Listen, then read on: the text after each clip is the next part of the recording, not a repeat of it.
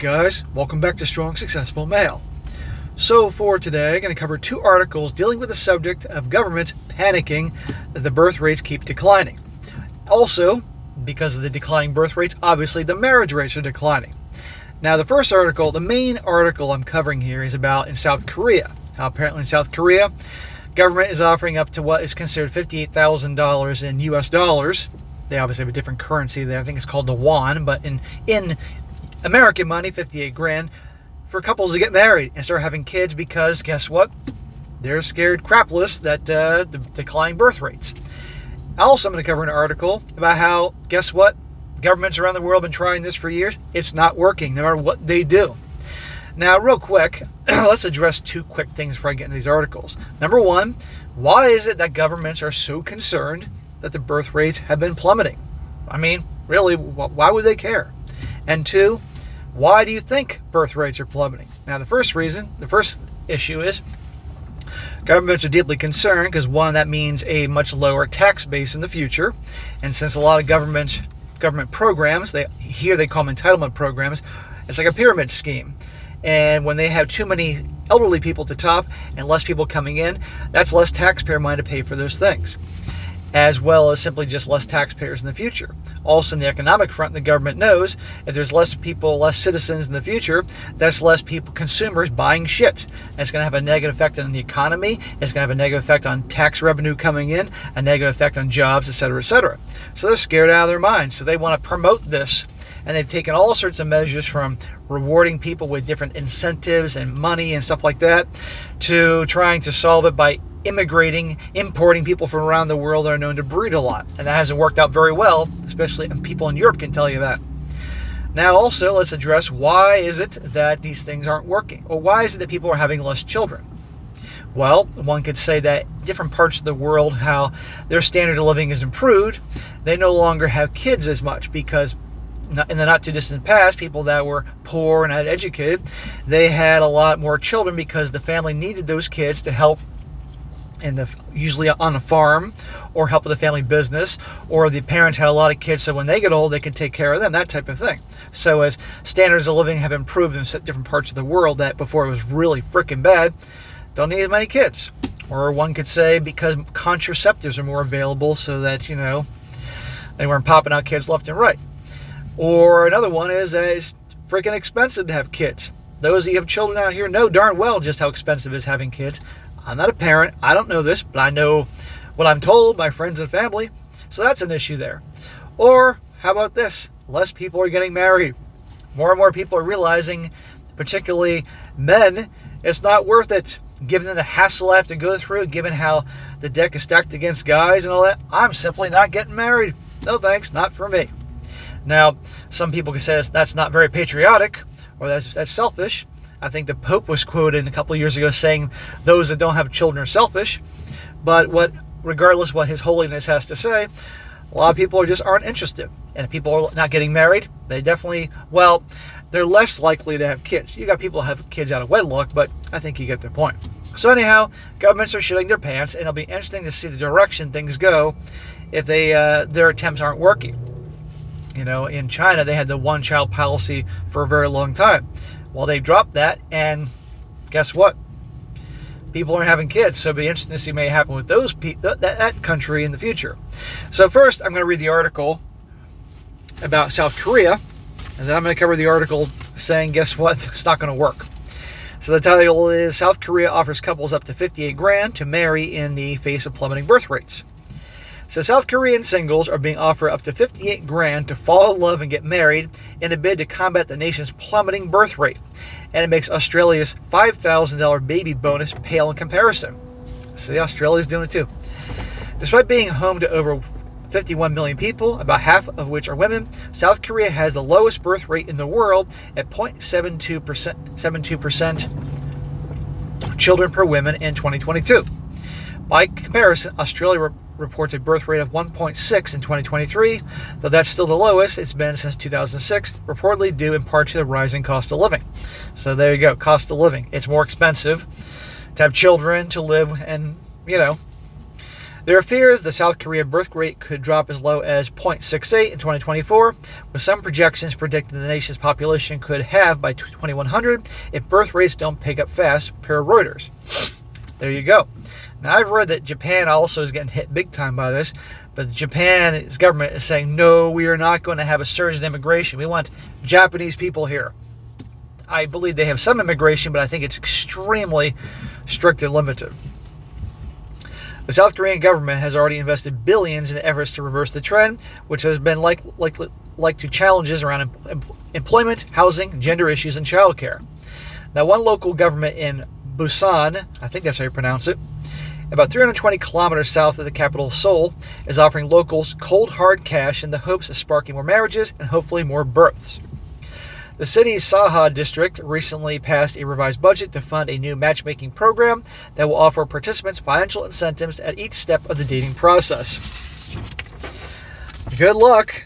I think at the end of the day, the people that want to have children anyway are going to benefit financially from this because they were going to do it anyway. And those that didn't want to do it still aren't going to do it. Participants must be aged between 24 and 43 and need to live or work in Saha to submit an application for the project, after which they'll go through a screening and interview process before being allowed to participate. Guys, this is real. Isn't it crazy? Government paying you money to fucking breed? Can you imagine a couple hundred years ago, people just be laughing their ass off if they could see what's going on? The first cash incentive comes in the form of 500,000 won, approximately 550 Australian dollars, payout for each participating man-woman who agrees to start dating, according to the Korea Times.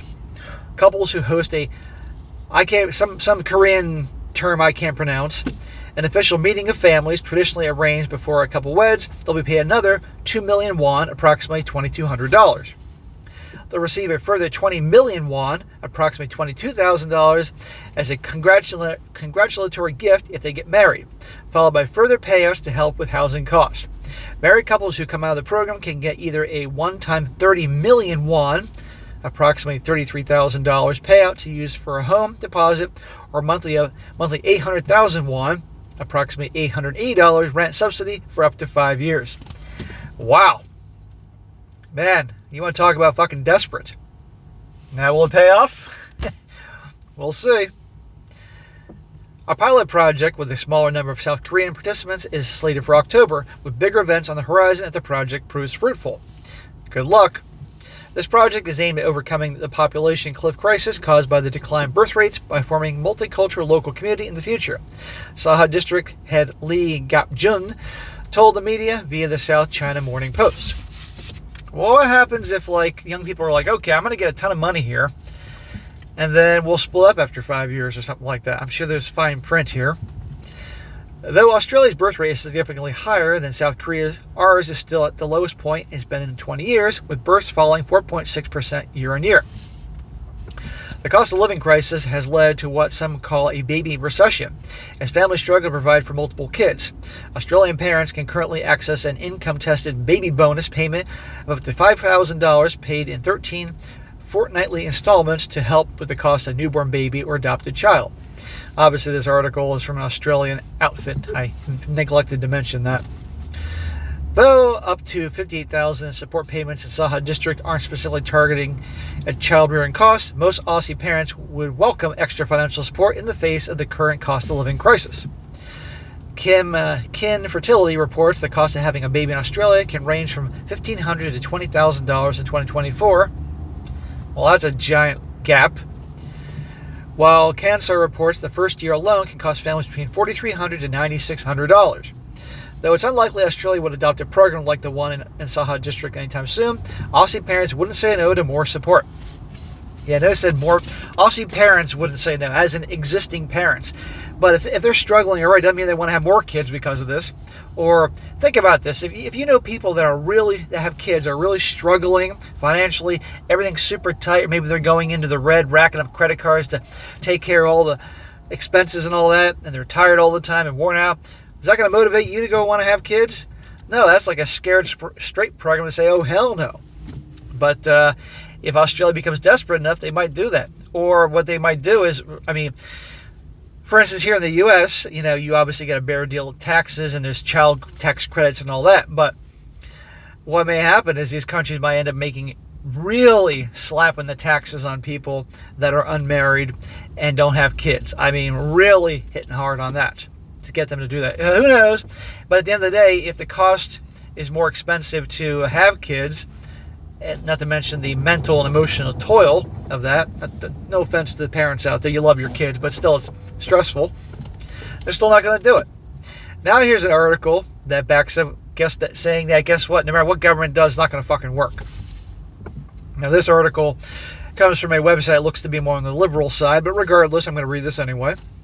This article says you can't even pay people to have more kids. And this covers lots of countries around the world with examples. It says here, these countries tried everything from cash to patriotic calls of duty to reverse drastically decline birth rates. It didn't work. It says Taiwan has spent more than $3 billion trying to get citizens to have more kids.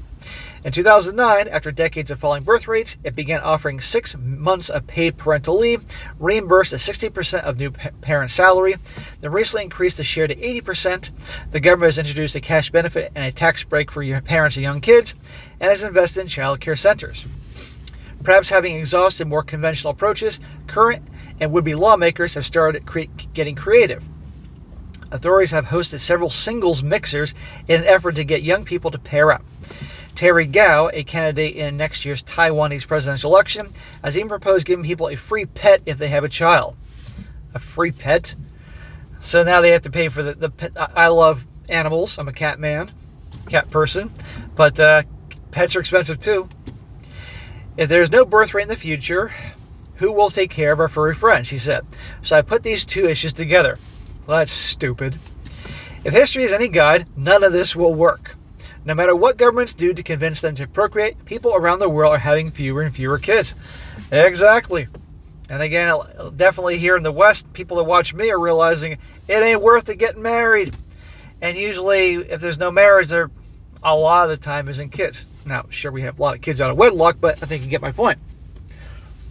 Start changing the laws around to be truly fair and equal for guys, and you may see a turnaround here. But since so much of the world is going in the direction of the feminist movement, and guys have become, in many degrees, second-class citizens, they're like, no thanks.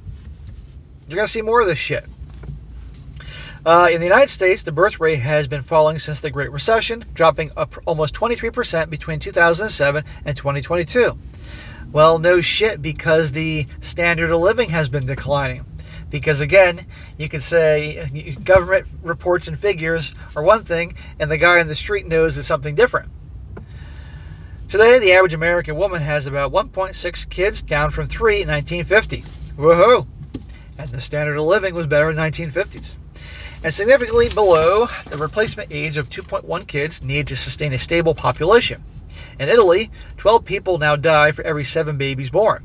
In South Korea, the birth rate is down to 0.81 children per woman. So obviously, in the previous article, it was lower.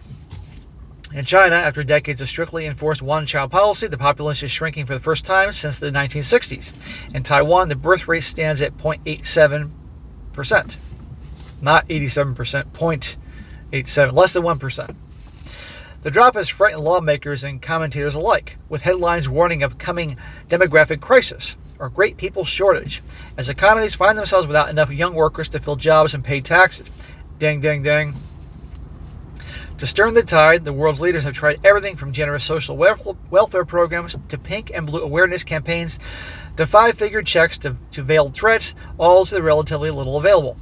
It's not working. Change the laws to make things more equal for men and that type of thing, and I think you might see some improvement in this. It says even the richest, savviest, most committed governments have struggled to find policies and produce sustained bumps in fertility. Trent McNamara, a history professor at Texas A&M, who has written about fertility rates, told Vox in an email, if such policies were discoverable, I think someone would have discovered them by now. The failure of dozens of often very expensive policies to produce much of a return has policymakers and observers alike wondering whether there's any way for governments to convince their citizens to have more babies. If not, what should lawmakers be doing? What should lawmakers be doing instead of to help societies adapt to a demographically changing world? Well, not exactly the best and brightest have been in government and our leaders, and I'm sure that goes all around the world. Doesn't make a difference what your politics are. I think we can all agree that you have a lot of fucking jackasses in government. How politicians have tried to convince people to have babies. In many ways, the falling birth rate is a success story. The results of young people... Listen to the bias here. Success story. The result of young people, especially women, having more options and freedoms than ever before. For example, women are better able to control their fertility than in decades past. The Dobbs decision and subsequent state bans on abortion may change the calculus in the U.S., but prior to the fall of Roe, teen births and unintended births were on the decline, and the use of highly effective contraceptive methods was on the rise. Recently, however, declining fertility has stoked anxieties around the world, as leaders face down the prospect of slowing growth and aging populations. Fewer births do have real consequences on how families and societies operate. In 2010, for example, there were more than seven family members available to care for each person over the age of 80. By 2030, there will be only 4. An aging society also means fewer workers in key industries and fewer people paying into programs like Social Security. As I was talking about at the beginning, how these programs, like, for instance, the United States Social Security and Medicare, they're Ponzi schemes. It's on the basis that you have it's like, here's the pyramid, and you have a small number of elderly people at the top, which is paid for by the masses at the bottom. Well, the thing is, the pyramid is starting to turn like this. And next thing you know, it's going to be like an upside-down Christmas tree. And that's what scares the shit out of the politicians and government. These prospects tend to elicit panic among conservatives who take a moralistic and sometimes xenophobic tone in addressing the issue. Here we go. A xenophobic, moralist, yeah. This does have this is from obviously a liberal writer here, but it has information that's valuable. You just have to get past the bias. A tone in addressing the issue is Senator J.D. Vance, Republican from Ohio, has warned of the dangers of the childless left and its rejection of the American family. In China, male Communist Party officials at a recent meeting on women's issues bypassed any talk of gender equality and instead urged women to establish a correct outlook on marriage and love childbirth and family. In Hungary, Prime Minister Viktor Orban has exhorted citizens to reproduce rather than allowing the country's population to grow through immigration, saying migration for us is surrender. Well, that has been the solution that a lot of European countries have taken, and a lot of folks from North Africa and the Middle East have come in there, and it's caused a lot of problems. As many of you that live there are well aware, or many of you guys have been paying attention, they don't cover a lot of this on the mainstream media, but you got to do some digging. But yeah, you have vastly different cultures coming into an area with, it's a recipe for fucking disaster. Now, that culture has shown that they will have lots of children, and that's the hope, but at what cost? And it's got to be an out-of-control mess. But concerns about birth rates go beyond the rhetoric of right-wing politicians. Governments like Taiwan have spent billions of dollars and tried all manners of incentives to conjure or even bribe people into having more babies. Many European countries have experienced plummeting fertility in the 80s and 90s, have adopted pro-family policies, often including paid paternal leave, publicly supported child care, or a combination thereof, said Philip Cohen, a sociology professor at the University of Maryland, who studies demographic trends and family structure. Austria, for example, lengthened maternity leave to 2.5 years. Whoa! 2.5 years of maternity leave? Holy crap! I think usually here it's like 3 months or 6 months. Germany increased investment in child care and early education, and then in 2013 affirmed that every child over the age of 1 had the right to a spot in public daycare. Well, many of you parents out there know how expensive daycare is and child care is. Holy crap. So I have some friends that have small children. They tell me what they shell out. It's like, god damn. These parents can't wait for those kids to be old enough to go off to fucking kindergarten or preschool and kindergarten. Other countries have tried direct payments to parents. Russia began offering a one-time sum of about $7,000 to families with more than 2 kids, while Italy and Greece have experimented with per-child baby bonuses. In 2019, Hungary introduced a loan of around $30,000 to newlyweds if they have 3 children, and the loan is forgiven. Okay, fine. In Hungary, okay, fine. $30,000. We're talking. They're going to compare that money to American money, $30,000. Okay, that's fine. 3 kids, you get 30 grand. Well, probably in the first year alone, probably each parent's going to spend close to 10 grand per child. I mean, when the child's born. Yeah, that's nice getting 30 grand, but still, what are they going to shell out over the years for the kids if they didn't want them? And by the way, if you're a family and you want to have kids anyway, then this is a great deal. But for people that didn't want to have kids, let alone get married, they're like, I'm not doing this. Public education campaigns have also emerged, essentially begging people to reproduce. In Copenhagen, for example, a 2015 poster asked, "Have you counted your eggs today?" In 2012, the Singaporean government partnered with Mentos to release a rap video encouraging couples to make Singapore's birth rate spike. Only financially secure adults in stable, committed long-term relationships should participate, the campaign clarified. So far, most countries have tried either asking people nicely to reproduce or sweetening the deal with money. If that doesn't work, however, restricting people's reproductive choices may be on the table, especially in more autocratic regimes. Now we're getting somewhere here where, okay, playing nice and bribing people isn't working. Now governments may start to play ugly. In Iran, where the government in the 1990s made birth control cheap or free in an effort to curb population growth, authorities are now cracking down on abortion and contraception as part of a drive to boost birth rates. There you go. In the U.S., abortion bans have not generally been explicitly promoted as population boosting measures, but some see them that way. New House Speaker Mike Johnson from Louisiana has linked falling birth rates and demographic challenge with abortion, arguing that Roe v. Wade was responsible for a dearth of American workers. He says, "We're all struggling here to cover the basis of Social Security and Medicare and Medicaid and all the rest." He said in a committee hearing, "If we had all those able-bodied workers in the economy, we wouldn't be going upside down and toppling over like this." This is my opinion. I'm just reading what's here. And I forget when this article was published. This article wasn't published that long ago. In China, some are concerned that exhortations for women to cease working and have children could translate into punishments for women who don't comply. If the party could sacrifice women's body and birth rates for its one-child policy, such and such said, a professor at Vassar College, they could impose their will on women again. I would not put it past certain nations to do something like that. It's coming. Why is it so hard to convince people to procreate? From loans to speeches about traditional values, government efforts have generally failed to make much impact on people's childbearing decisions. They may shift the timing of childbirth, but they don't ultimately affect the number of kids people have, said Allison such and such, a professor of population, family, and reproductive health at Johns Hopkins University.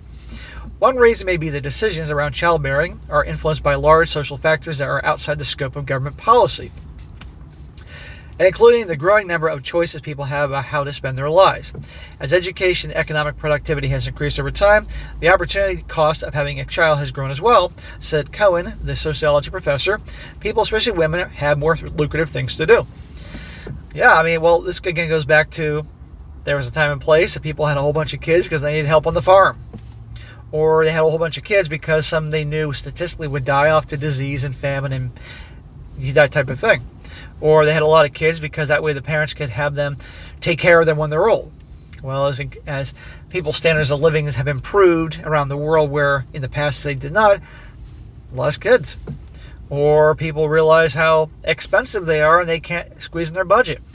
You know, I have a buddy who has a daughter, how old is she, 11 now? And but he comes from a family, it was him with 4 siblings, and his wife was one of 3 siblings, and they wanted to have more kids, but they couldn't afford it, so they had 1 girl. And both of them have outrageous student loans, and but they have good careers, so they had 1 kid. So your income, standard of living, that plays a big role. And then, of course, the plenty of the people aren't getting married because they realize, why would I? It's a fucking train wreck for guys. Public service campaigns and government-sponsored singles events, which often have the awkward aura of a high school health teacher lecturing students about sex, typically meet with skepticism. The 3 mixers held by the city of Taiwan since 2019 have yet to produce a single wedding, let alone child, according to the Los Angeles Times. Who wants to go to a government-sponsored mixer? It is like those awkward junior high dances. I mean, remember junior high dances, guys, where primarily you got all the guys on one side of the room and all the girls on the other side of the room, you know, Eventually the girls go out in the middle and start fast dancing. In the U.S., meanwhile, rhetoric aimed at getting people to have more kids can ring hollow given a racist history in which white motherhood has been lauded while black women fertility has been viewed as disordered and suspect, to the point that black women have been forcibly sterilized. In a country where black women die in childbirth at nearly 3 times the rate of white women, it is impossible to hear calls to increase the birth rate without questioning who they're really aimed at. It says here, black women have always understood, and this is a quote, "You're not talking about me when you're saying these things," says Regina Davis Moss, president of the nonprofit In Our Own Voice. Again, this is what's written, guys. This isn't my opinion. It says, indeed, college-educated black women in the U.S. have fewer children than their white counterparts, with researchers speculating that concerns about maternity mortality could be a reason why. Fears for the future may also play a role in declining birth rates around the world.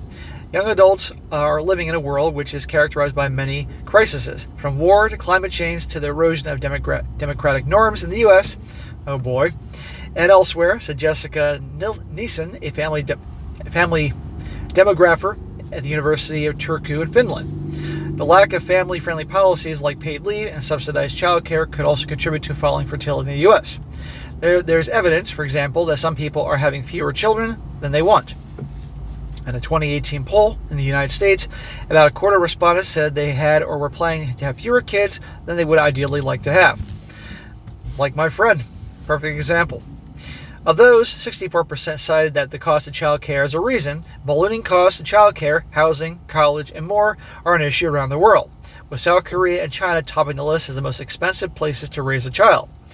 When you ask people, why aren't you having the kids that you want, we do see economic reason coming to the fore, said Gimmel. Yeah, again, back to the cost of it. It's expensive as all hell. And when they mentioned about the United States and child care costs, like daycare and all that type of thing, this is why a lot of politicians are pushing to have definite deals for people that have kids with regards to the child care and all that, because they can see that's a big hurdle stopping them from having kids. So there's obviously some bit of a reason behind that. Yet even in countries like Sweden and Norway, known worldwide for their generous parental leave and their other supports, fertility has begun to decline. Okay, even over there. These countries do have higher birth rates than some of their neighbors, and it's possible that their drops would be starker without policies like childcare and paid leave in place. It's also possible that people in the Nordic countries are delaying having kids instead of skipping it altogether, and that the birth rate will pick up later on. At a certain point, however, delayed births become foregone as people age out of their reproductive years. Many experts told Vox they believe that there's no going back to a time when people had lots of kids in their 20s. I just don't see that happening, such and such said. People just want time to grow and develop. There are policies that can help people create the families they want. That leaves policymakers with the question of what they can do.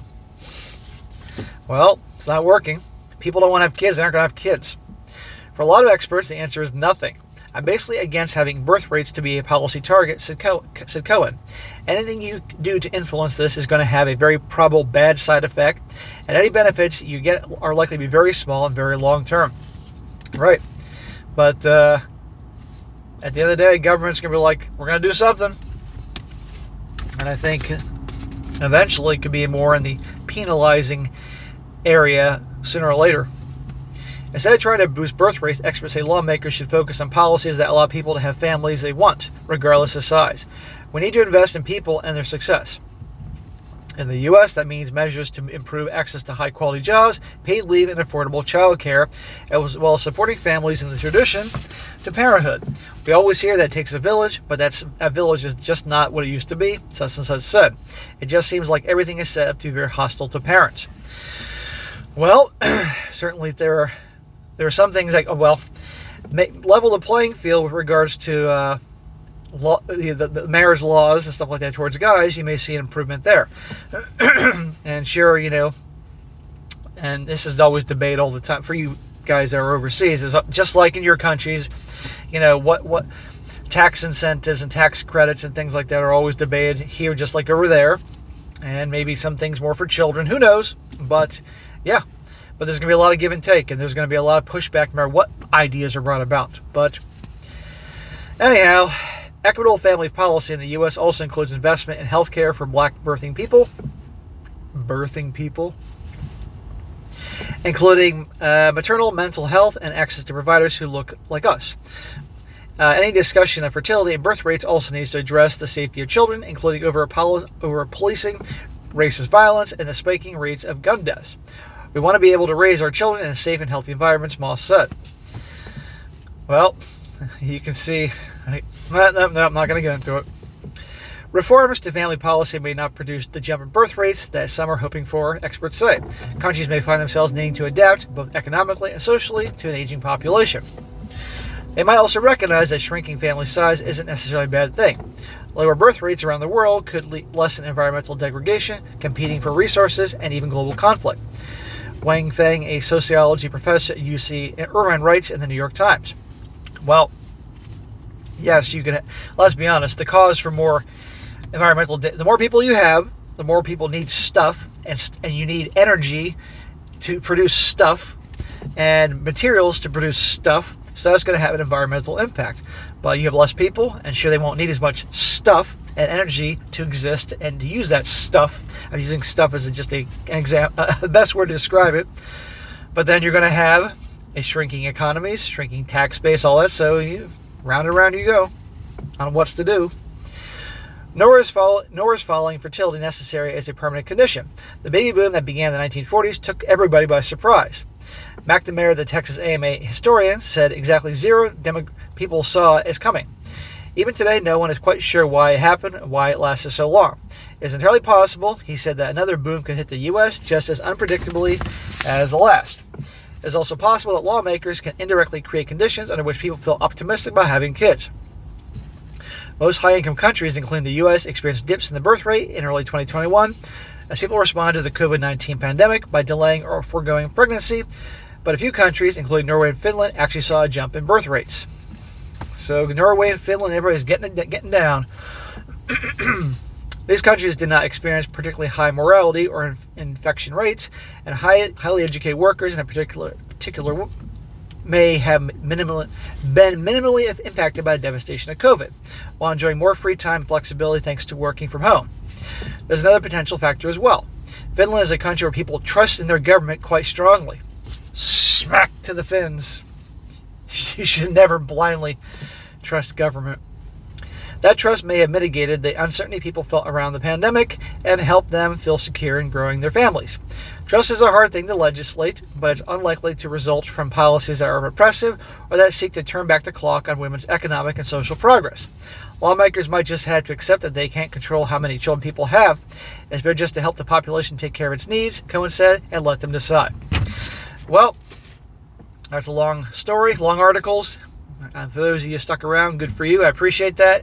So yeah, governments around the world are shitting their pants because the populations are declining, because less people are getting married, less people are having kids. And as I explained in the beginning, they have the reasons why, and we have the reasons why people aren't doing it.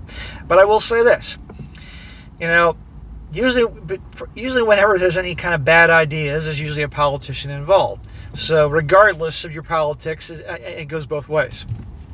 I'm referring to conservative or a liberal type of thing. But usually the free market in many ways will help solve things. Now, what can be done? Well, certainly a better standard of living will help people, obviously. Like my friend, who would have certainly had another kid a decade ago if they could afford it. Better standard of living? Okay. So it's in the interest of politicians to create an environment where the private sector can create good jobs that are needed based on market demand, all that, as opposed to government running things, because whenever government run things, well, we know those things don't, government can have its hand because there are certain areas it's warranted, but usually when the government gets involved, things turn to shit real quick. But again, behind every bad idea, there's usually a politician involved. But a better standard of living, that'll help with the birth rates.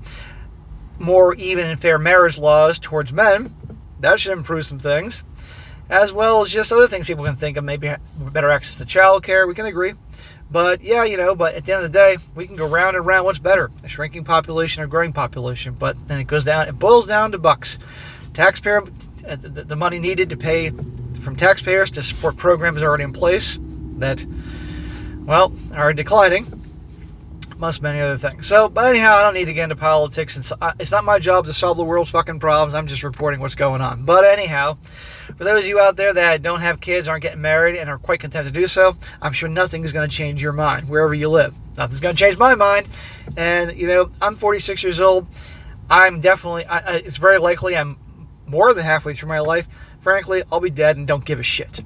But anyhow, but people will continue on after me, and, you know, they obviously don't want things to go to hell in a handbasket. But something tells me, even if you have declining birth rates for a while, at the end of the day, mankind will survive and continue to carry on, unless, like, the Earth gets hit by a fucking comet or meteor, or we blow each other to smithereens. Somehow mankind will continue on as we always have and be all right. But anyhow, that's what's going on. All right, guys, that is it for today. Be sure to comment down below. Let me know what you think about this. Be sure to like the video, share with your friends, and subscribe. I'll catch you next time.